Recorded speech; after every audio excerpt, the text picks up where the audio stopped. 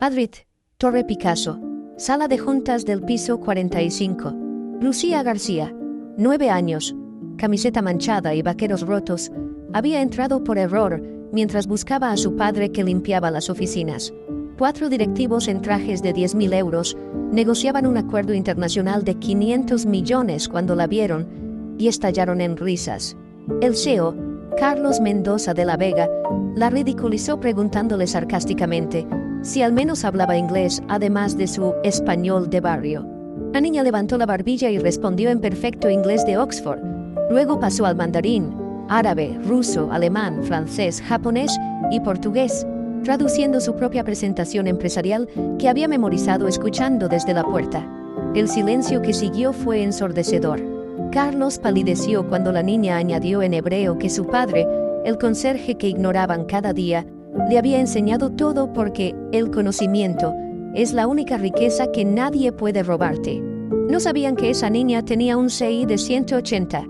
No sabían que el padre conserje era un ex embajador caído en desgracia. Y sobre todo, no sabían que acababan de perder el negocio del siglo porque Lucía había escuchado y entendido todo. El día había comenzado como todos los demás para Lucía García. Despertar a las 5 de la mañana en el piso de Vallecas que compartía con su padre Miguel. Desayuno con pan duro ablandado en leche con colacao. Luego el viaje en metro que los llevaba al corazón financiero de Madrid. Mientras otros niños de su edad dormían aún en sus camas calientes, Lucía se sentaba en el rincón de la conserjería de la Torre Picasso, leyendo viejos diccionarios que rescataba de las papeleras de las oficinas. Su padre Miguel había comenzado el turno a las 6, armado con fregona y productos de limpieza, invisible a los ojos de los ejecutivos que empezaban a llegar a las 8. Para ellos era solo el limpiador, una sombra silenciosa que vaciaba papeleras y abrillantaba suelos. Nadie sabía que ese hombre encorvado por la fatiga hablaba 12 idiomas, que tenía 3 carreras universitarias, que había sido embajador español en 4 países antes de que un escándalo político en el que fue usado como chivo expiatorio destruyera su carrera. Ese jueves de noviembre Lucía había terminado sus libros más rápido de lo habitual. El hambre le mordía el estómago. El almuerzo sería solo a las 2, cuando su padre compartiría con ella el bocadillo de tortilla traído de casa. Decidió buscarlo, sabiendo que a esa hora limpiaba los pisos altos, donde los directivos decidían destinos empresariales con la misma facilidad con que pedían el café. El ascensor de servicio la llevó al piso 45. El pasillo estaba desierto, pero escuchaba voces desde la gran sala de conferencias. Se acercó silenciosamente, una habilidad desarrollada en años de invisibilidad forzada. A través de la puerta entreabierta, vio a 4 personas en trajes caros sentadas alrededor de una mesa de caoba que valía más de lo que su padre ganaba en 5 años.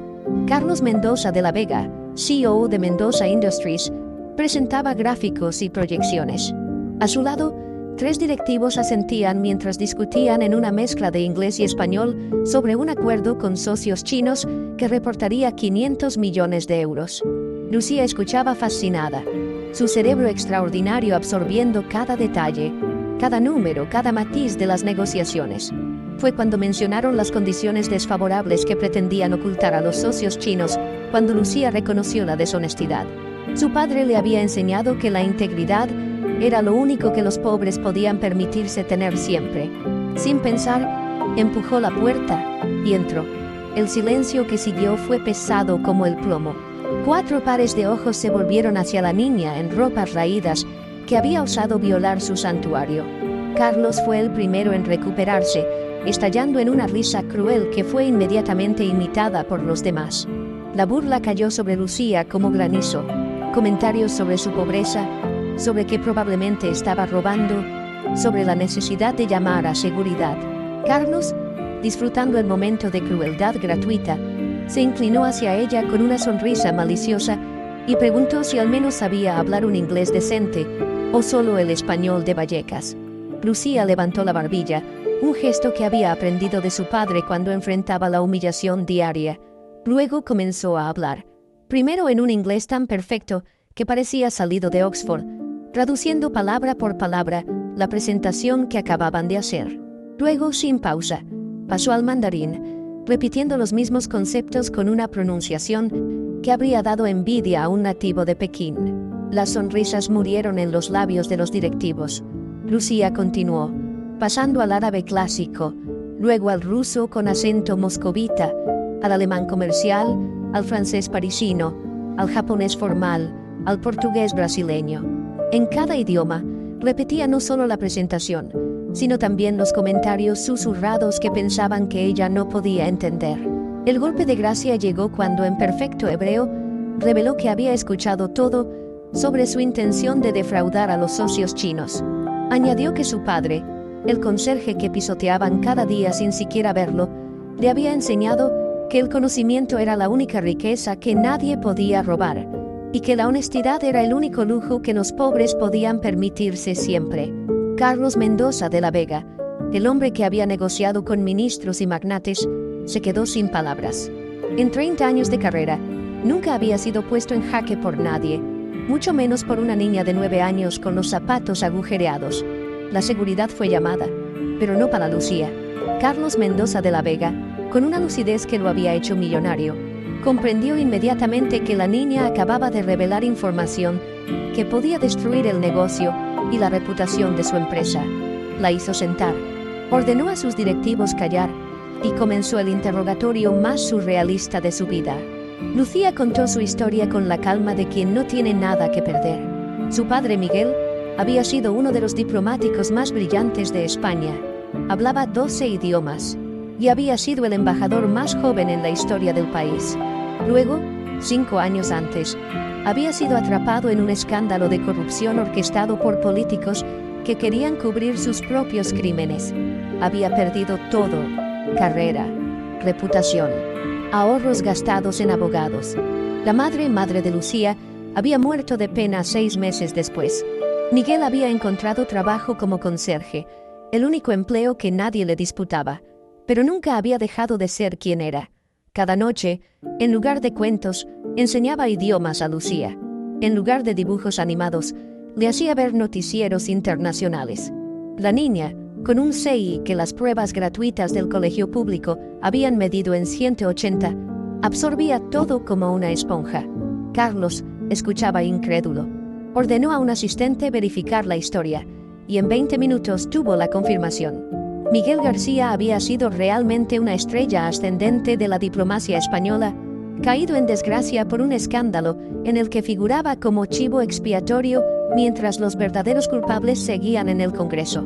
La situación se volvió aún más surrealista cuando Carlos pidió a Lucía que tradujera en tiempo real una videoconferencia con Tokio que estaba por comenzar. La niña lo hizo sin vacilar, no solo traduciendo sino mejorando la comunicación, captando matices culturales que el intérprete profesional de 1.000 euros la hora había perdido. Fue en ese momento cuando Miguel García entró en la sala, presa del pánico. Había notado la ausencia de Lucía y la había buscado por todas partes. La vista de su hija sentada en la mesa de los directivos lo aterrorizó. Esperaba despido inmediato, denuncia, quizás incluso la intervención de servicios sociales. En cambio, Carlos Mendoza de la Vega se levantó e hizo algo que nadie esperaba. Se acercó a Miguel y le estrechó la mano. No ese apretón de manos condescendiente que los ricos reservan a los pobres, sino un apretón firme, de igual a igual. Luego pronunció palabras que cambiaron todo. Los necesitaba. El negocio con China estaba en peligro. Los socios habían olido la deshonestidad y amenazaban con retirarse. Se necesitaba alguien que hablara su idioma, no solo lingüísticamente, sino culturalmente. Alguien con experiencia diplomática para salvar la situación. Alguien como Miguel. La oferta fue simple y estremecedora. Miguel se convertiría en consultor senior para relaciones internacionales, con un salario que en un mes superaba lo que ganaba en un año como conserje. Lucía recibiría la mejor educación posible, con tutores privados y acceso a programas para niños superdotados. A cambio, debían salvar el negocio y transformar Mendoza Industries en una empresa verdaderamente global. Miguel rechazó. El orgullo, esa cosa que los pobres custodian más celosamente que los ricos, no le permitía aceptar lo que parecía caridad. Fue Lucía quien lo convenció, susurrándole en suajili: el 13º idioma que estaban estudiando juntos, que no era caridad sino justicia, que merecían una oportunidad de redención. 3 semanas después, Miguel García entró en la sede de Shanghái de la China International Commerce Corporation, no como conserje sino como enviado especial de Mendoza Industries. A su lado, Lucía, ahora vestida apropiadamente pero con sencillez, que había insistido en que no costara más de 100 euros. El contraste con los directivos españoles que los acompañaban, incómodos en sus trajes de Adolfo Domínguez, era notable. Los socios chinos ya estaban prevenidos. Los rumores sobre el intento de fraude habían llegado, y la atmósfera en la sala de reuniones era glacial. El jefe de delegación, el señor Chen Wei, un veterano de las negociaciones internacionales, esperaba con la mirada de quien se prepara para humillar al enésimo occidental arrogante. Miguel comenzó a hablar en mandarín perfecto, no el escolar que tantos occidentales ostentan, sino con los matices dialectales de Pekín que había aprendido durante sus años como embajador. Pero no habló de negocios. Contó la historia de un hombre caído en desgracia, de una hija que aprendía idiomas en diccionarios encontrados en la basura, de cómo el honor podía sobrevivir incluso en la pobreza más negra. Chen Wei escuchaba inmóvil, pero algo en sus ojos había cambiado. Cuando Miguel terminó, el silencio duró largos segundos. Luego el magnate chino hizo algo inesperado. Se dirigió a Lucía, preguntándole en mandarín qué pensaba del negocio propuesto. La niña respondió con una madurez que asombró a todos. Analizó los puntos débiles de la propuesta original, sugirió modificaciones que beneficiarían a ambas partes y, sobre todo, propuso un modelo de asociación basado en la transparencia recíproca. Hablaba pasando del mandarín al cantonés cuando se dirigía al asistente de Hong Kong, mostrando una comprensión de las dinámicas regionales que muchos expertos adultos no poseían. Chen Wei estalló en risas, el primer sonido de genuina diversión que sus subordinados habían escuchado en años. Declaró que haría negocios con Mendoza Industries, pero con una condición. Miguel y Lucía debían ser los garantes personales del acuerdo. Un exdiplomático caído en desgracia y una niña de 9 años serían la garantía de un negocio de $500 millón. El viaje de vuelta a Madrid fue surrealista. Carlos Mendoza de la Vega, acostumbrado a dominar cada situación, se encontraba en deuda con un conserje y su hija. Pero el verdadero shock llegó cuando Miguel, con calma, presentó sus condiciones. Aceptaría el papel, pero Mendoza Industries debía instituir un programa de becas para niños dotados provenientes de familias pobres. Lucía sería la primera, pero no la última. La implementación del programa reveló una realidad estremecedora.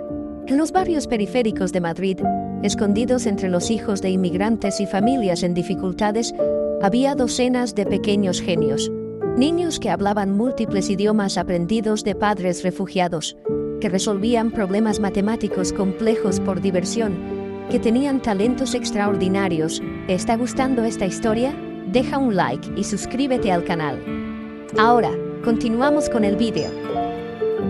Sofocados por la pobreza. Lucía se convirtió en el símbolo del programa, pero siempre rechazó los reflectores. Continuaba viviendo en el mismo barrio, aunque ahora en un piso digno. Cada tarde, después de las lecciones con los mejores tutores que el dinero podía comprar, volvía a Vallecas para enseñar gratuitamente idiomas a los niños del barrio. Carlos observaba todo con creciente respeto. Esta niña que podría haberlo humillado, que tenía todas las razones para odiar el mundo que la había marginado, elegía en cambio construir puentes. Durante una cena empresarial donde Lucía había sido invitada a hablar, un directivo snob comentó que era extraordinario cómo una niña de sus orígenes podía ser tan brillante. Lucía lo miró con esa calma desarmante que había heredado de su padre y respondió en latín perfecto. Luego tradujo: la nobleza no reside en la sangre, sino en las acciones. Y usted, señor, con sus acciones de esta noche, ha demostrado ser mucho más pobre de lo que yo he sido jamás. 6 meses después del acuerdo con China, Mendoza Industries se había convertido en un caso de estudio en las escuelas de negocios. La empresa que había arriesgado el colapso por avaricia era ahora un modelo de comercio ético internacional. Miguel dirigía un departamento de 50 personas, todos políglotas provenientes de trasfondos no convencionales. Lucía, ahora 10 años, era la consultora no oficial más joven en la historia del mundo empresarial español. Pero el éxito trajo enemigos. Los viejos directivos que habían sido humillados por una niña tramaban venganza. Contrataron detectives privados para escarbar en el pasado de Miguel, esperando encontrar pruebas de que el escándalo diplomático era real. Esparcieron rumores de que Lucía era en realidad una espía industrial, que su genialidad era un montaje. La crisis estalló durante la presentación anual a los accionistas. Ante 200 de los inversores más poderosos de Europa, el vicepresidente Antonio Ruiz presentó documentos que probaban la culpabilidad de Miguel en el escándalo de 5 años antes. Eran falsos, pero bien construidos. La atmósfera en la sala se volvió tóxica. Los inversores murmuraban sobre retirar capitales. Fue entonces cuando Lucía pidió la palabra. Con 10 años, de poco más de 1,40 m de altura, subió al escenario diseñado para CEOs y magnates. Comenzó a hablar, no en los 9 idiomas que todos ya conocían, sino en un 10º, el lenguaje de los números. Proyectó en la pantalla un análisis forense de los documentos falsos que había preparado en las últimas 24 horas. Mostró inconsistencias temporales, firmas digitales manipuladas, metadatos que revelaban el verdadero origen de los archivos. Pero no se detuvo allí. Reveló que había grabado cada conversación de los conspiradores en los últimos 3 meses. Legalmente, dado que ocurrían en espacios públicos de la empresa, donde ella tenía derecho a estar. La sala escuchaba en silencio sepulcral, mientras una niña de 10 años desmontaba una conspiración empresarial con la precisión de un fiscal veterano. Cuando terminó, proyectó un último documento, una carta del embajador español que había orquestado el escándalo original, ahora jubilado y atormentado por el remordimiento, que confesaba todo y exoneraba completamente a Miguel. Antonio Ruiz y sus cómplices fueron arrestados esa misma noche por difamación y falsificación de documentos. Pero Lucía no celebró la victoria. Pidió a Carlos una reunión privada e hizo una petición que lo conmocionó. Quería que Ruiz y los demás fueran perdonados, con la condición de que dedicaran 1 año a enseñar gratuitamente en las escuelas de los barrios periféricos. Carlos no entendía. Estos hombres habían intentado destruir todo. Pero Lucía, con una sabiduría que no debería pertenecer a una niña, explicó que el odio era un lujo que los pobres no podían permitirse, que transformar enemigos en aliados era la verdadera victoria, que su padre le había enseñado que el perdón no era debilidad sino la forma más alta de fortaleza. Miguel, presente en la conversación, lloraba silenciosamente. Su hija había aprendido las lecciones más importantes, esas que no se encuentran en ningún diccionario. 1 año después, Lucía tenía 11 años y hablaba ya 12 idiomas con fluidez. Mendoza Industries se había convertido en líder mundial en comercio ético, con filiales en 30 países. El programa de becas había identificado y formado a más de 200 niños geniales de las periferias de toda España. Fue en este momento de triunfo cuando llegó la carta que cambió todo una vez más. Un notario suizo contactó a Miguel con una noticia increíble. La abuela paterna de Lucía, que él creía muerta desde hacía décadas, estaba en realidad viva y había dejado una herencia. La mujer, Elena García Montblanc, había sido repudiada por la familia por haberse casado con un diplomático por debajo de su rango en lugar del noble que le habían destinado. Elena había huido a Suiza, había construido un imperio en el comercio de diamantes éticos y se había convertido en una de las mujeres más ricas de Europa bajo nombre falso. Había seguido la carrera de Miguel desde lejos, había sufrido por su caída, había velado invisible sobre Lucía. Ahora, muriendo de cáncer, quería conocer a su nieta antes del final. El viaje a Ginebra fue emocionalmente devastador. La villa sobre el lago era un monumento a la soledad dorada, llena de riquezas pero vacía de calor humano. Elena, 92 años de aristocracia reprimida, yacía en una cama que costaba más de lo que Miguel había ganado en una vida. El encuentro entre la vieja aristócrata y la niña prodigio fue eléctrico. Elena habló en francés antiguo, probando a Lucía. La niña respondió en el mismo dialecto. Luego pasó al alemán suizo. al castellano antiguo del siglo de oro, que había aprendido leyendo a Cervantes en el original. Durante horas, abuela y nieta conversaron en idiomas que abarcaban siglos y continentes. Elena murió 3 días después, sosteniendo la mano de Lucía. La herencia dejada fue estremecedora: 800 millones de euros, pero con condiciones precisas. Lucía recibiría todo al cumplir los 18 años, pero solo si completaba una serie de desafíos: graduarse en al menos 3 disciplinas diferentes, vivir 1 año en un país del tercer mundo haciendo voluntariado, y sobre todo, nunca olvidar de dónde venía. Carlos Mendoza de la Vega, presente en la lectura del testamento como testigo, quedó asombrado cuando Lucía, ahora una de las niñas más ricas de Europa sobre el papel, anunció que no quería cambiar nada de su vida. Continuaría viviendo en Vallecas, asistiendo al colegio público, enseñando a los niños del barrio, pero había un proyecto que quería realizar de inmediato: una escuela internacional gratuita para niños refugiados e inmigrantes, donde los idiomas no fueran barreras sino puentes, donde niños sirios pudieran enseñar árabe a niños españoles, donde pequeños ucranianos compartieran el ruso con coetáneos senegaleses que ofrecían Wolof a cambio. El proyecto encontró resistencia política inmediata. La idea de una escuela donde los idiomas de los inmigrantes fueran tratados con el mismo respeto que el español escandalizaba a los conservadores. Pero Lucía había aprendido el arte de la diplomacia de su padre. Organizó una demostración pública donde 100 niños de las periferias recitaron el Quijote en 20 idiomas diferentes, mostrando que Cervantes era universal, que la cultura española era más fuerte cuando abrazaba el mundo.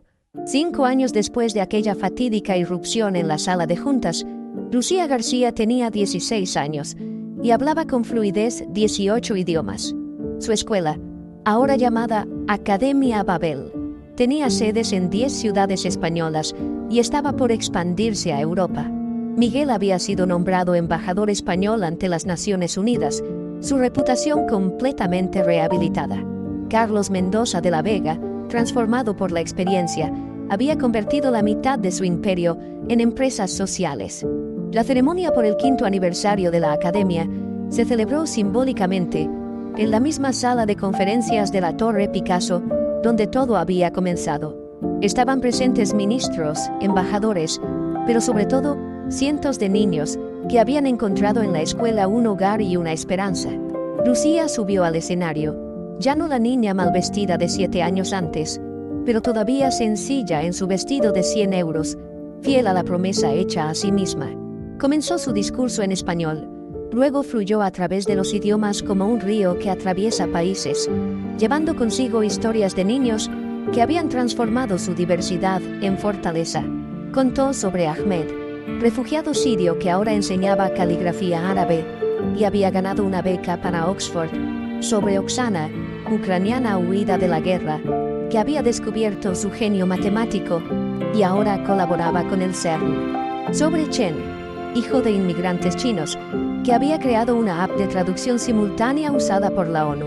Pero el momento más poderoso llegó cuando Lucía llamó al escenario a los verdaderos héroes de la historia, no los donantes millonarios o los políticos iluminados, sino los conserjes, las limpiadoras, los lavaplatos que cada día sacrificaban todo para que sus hijos pudieran tener una oportunidad. Miguel subió primero, seguido por docenas de padres en uniformes de trabajo, las manos arruinadas por la fatiga, pero los ojos brillantes de orgullo. Antonio Ruiz, el exdirectivo que había intentado destruirlos, estaba entre el público. Después del año de servicio forzado en las escuelas de la periferia, había descubierto una vocación que no sabía que tenía. Ahora dirigía voluntariamente programas de mentoría para adolescentes difíciles. Cuando Lucía le agradeció públicamente por su contribución, el hombre lloró abiertamente, redimido por lo que había comenzado como castigo. El discurso de Lucía culminó con una revelación que conmocionó a todos.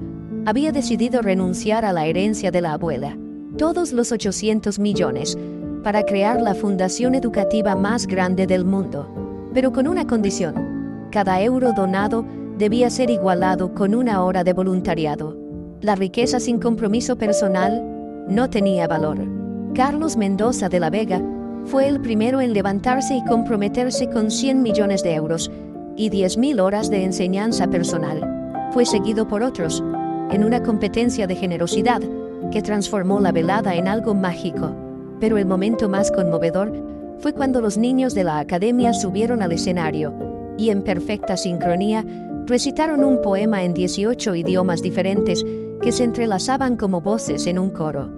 El poema hablaba de muros que se convertían en puentes, de palabras extranjeras que se volvían canciones familiares, de cómo la verdadera riqueza no se contaba en euros, sino en cuántas personas podías entender, cuántas culturas podías abrazar, cuántas barreras podías derribar con la simple magia de la comunicación. La última imagen de esa noche, capturada por un fotógrafo y convertida en icónica, mostraba a Lucía en el centro, rodeada de niños de todos los colores y orígenes, mientras su padre Miguel la miraba con orgullo infinito. Al fondo, a través de los ventanales del rascacielos, Madrid brillaba en la noche, una ciudad que había aprendido que el futuro hablaba todos los idiomas y que una niña pobre con los zapatos agujereados podía enseñar a los poderosos que la verdadera riqueza era la que compartes, no la que acumulas. 10 años después, Lucía se convertiría en la secretaria general más joven de las Naciones Unidas, hablando 27 idiomas y mediando conflictos que parecían irresolubles. Pero esa es otra historia. Esta es la historia de cómo una niña de 9 años, entrando por error en una sala de juntas, había demostrado que los idiomas no son barreras, sino llaves, y que el mayor poder en el mundo no es el dinero, sino la capacidad de entender y hacerse entender. En su oficina en la ONU, Lucía guarda enmarcada una foto de ese primer día, cuando con camiseta manchada había desafiado a hombres en trajes de 10.000 euros. Debajo, una placa con la frase que su padre le repetía cada noche en un idioma diferente. El conocimiento es la única riqueza que nadie puede robarte, y la bondad es la única fuerza que no necesita violencia. La Academia Babel hoy tiene sedes en 50 países, ha formado a 1 millón de niños políglotas y ha demostrado que en un mundo que construye muros, los idiomas son escaleras que permiten saltarlos. Y todo comenzó con una niña que hablaba 9 idiomas y tenía el coraje de usarlos. Dale like si crees que el conocimiento es la verdadera riqueza. Comenta cuál momento te impactó más. Comparte con quien necesita saber que el talento no conoce clase social. Suscríbete para más historias que demuestran cómo una sola persona puede cambiar el mundo.